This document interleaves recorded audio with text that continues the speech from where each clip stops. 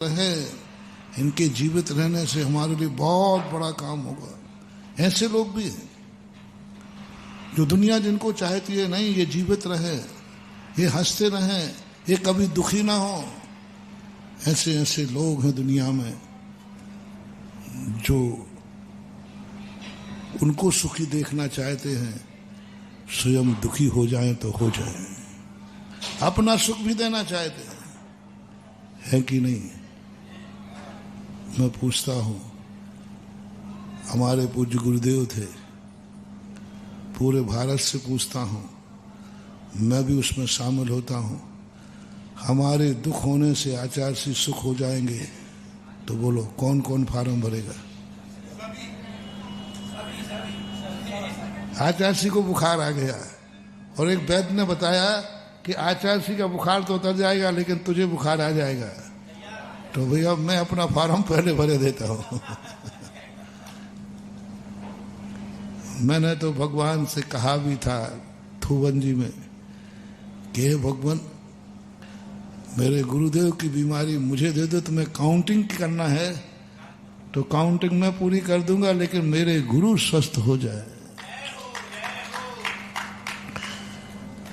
दुनिया अपना जीवन दे करके मेरी उम्र उनको लग जाए। यदि उम्र भी देना पड़ती कि देख आचार्य से तो जीवित रह जाएंगे कुछ साल और, लेकिन किसी एक को जाना पड़ेगा, तो मेरा फार्म तैयार है। क्योंकि वो जिंदा रहेंगे तो ना जाने क्या होगा, अपन को तो क्या। अपनी जिंदगी भी दूसरे को देना चाहते हैं। कई लोग इतने अच्छे लोग होते हैं जिसको लोग अपनी जिंदगी दे करके भी अपने आप को धन्य मानते हैं, अपना सुख देकर धन्य मानते हैं, अपने को दुखी बना करके भी सुख देना चाहते। ऐसे इंसान भी दुनिया में हैं। प्राण दे करके भी यदि किसी को बचा सकें, काश ऐसे इंसान हम बन सकें। कोई हमें बचाने के लिए प्राण दे दे, महाराज जी तो फिर हिंसा हो जाएगी। नहीं, मैं कोई भी कथन बिना आगम के नहीं करूंगा। आगम में आया, एक शेर मुनिराज के ऊपर झपट रहा है, सूकर सामने खड़ा है, तुच्छ प्राणी है। उसने कहा शेर किसी न किसी को मारेगा। उसने सोचा यदि मैं अपने प्राण बचा लूं तो सूकर 100% बचा सकता था। आवास दान में कथा आती है 100%। शेर ने उसको निशाना बनाया ही नहीं था, उसने निशाना बनाया था महाराज को। सूकर तो आराम से दूर खड़ा हुआ, उसको कोई मतलब ही नहीं था, वो बच सकता। लेकिन सूकर ने सोचा मेरा जिंदा रहना जरूरी है कि महाराज का। देखना उस तुच्छ प्राणी के अंदर बहुत सुंदर, जब भी ये कथा में चिंतन में लाता हूं तब उसके प्रति मेरा 100 बार उसको धन्यवाद देने का मन आता है। एक पशु, एक निकृष्ट पर्याय में भी इतना ऊंचा सोच, इतना ऊंचा सोच। वो निर्णय कर रहा है कि दो में से एक मरेगा, या महाराज या मैं। तुरंत तुलना की, मेरे जिंदा रहने से क्या लाभ है? मैं तो वैसे ही गंदा हूं और मैं दुनिया को कुछ नहीं दे सकता, लेकिन महाराज के एक दिन भी जिंदा रहने से ना जाने कितनों का कल्याण होगा। कूद पड़ा।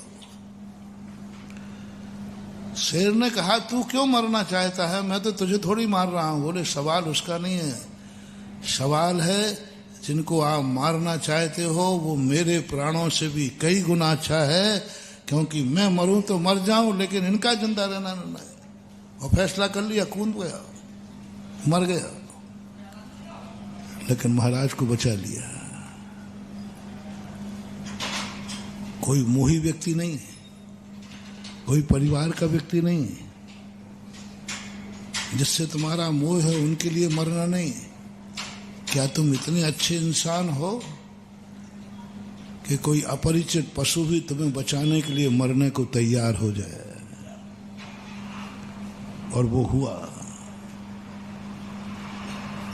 तो ऐसे लोग जो दुनिया में होते हैं, और ये लोग इतना पुण्य कमा लेते, इतना पुण्य कमा लेते हैं, और ये पुण्य का फल भोगना नहीं चाहते, भागते हैं पुण्य से। दोनों व्यक्तियों को, एक ने इतना पाप कमाया, इतने अशुभ कर्म कमाए, लेकिन जब अशुभ कर्मों का दुख का समय आया तो वो सुसाइड करने लगा, भागने लगा। नहीं, मैं ये दुख नहीं भोग सकूंगा, मुझे सहन नहीं होगा, मैं नहीं भोगूंगा, मैं इतना दुखी नहीं रह सकता, मैं मरता हूं। पलायन, दुख से पलायन, बुरे दिनों से पलायन, बुरे कर्म से पलायन नहीं। यही तो धर्म ने कहा था, जब तुझ में दुख सहन करने की शक्ति नहीं है तो तूने ऐसा कर्म बांधा क्यों। अशुभ कर्म बांधता है हंसते हंसते, और जब उदय में आता है तो रोता है। यही तो धर्म कहता है, देख तू चेत जा भी, यही तो मैं समझा रहा हूं, यही तो गुरु समझाते हैं, यही तो जिनवाणी कहती है, मान जा भाई मान जा, जो तू कर्म कर रहा है, जो तू अभी अहंकार कर रहा है, कल के दिन तुझे सहन नहीं होगा, रो पड़ेगा तू। मैं तुम्हें इसलिए नहीं समझा रहा हूं कि तुम बुरे कर्म मत करो, नहीं, मैं समझा भी नहीं सकता, तुम समझोगे भी नहीं। मैं तो इसलिए समझा रहा हूं कि कल के दिन जब तुम ये कर्म उदय में आएगा तो तुम सहन नहीं कर पाओगे। उस समय तुम्हारा रोना मैं नहीं देख पाऊंगा, उस समय में रोना नहीं देख पाऊंगा। कहा था ना, एक बार एक माँ बेटे को हंसा रहे थे लोग, तो माँ ने रोका, नहीं बेटे को मत हंसाओ। क्यों? क्योंकि जितना हंस रहा है कल उतना ही, और इसका रोता मैं देख नहीं पाऊंगी। बेटे को रोता मैं नहीं देख पाऊंगा, इसलिए वो हंसी रोक रही है। लोग लगते हैं कि हंसी क्यों रोक रही है, क्योंकि वो जानती है कि इसका रोना मैं नहीं देख पाऊंगी, इसलिए कहता है नहीं मेरे बेटे को मत हंसाओ। बस यही दशा, जैसे तुम्हारी माँ तुम्हारी हंसी को भी रोकती है, ये जान करके कल मैं इसका रोना देख नहीं पाऊंगा। बस यही सीख जब मैंने तो जिनवाणी माँ को देखा, जिनवाणी माँ यही देखा, यही स्वरूप देखा। तुम्हें मौज मस्ती का समय मिला, तुम्हारे पास धन है, दौलत है, ऐसे भोगो, भोग विलासिता करो, मस्ती करो, क्यों रोक रही है?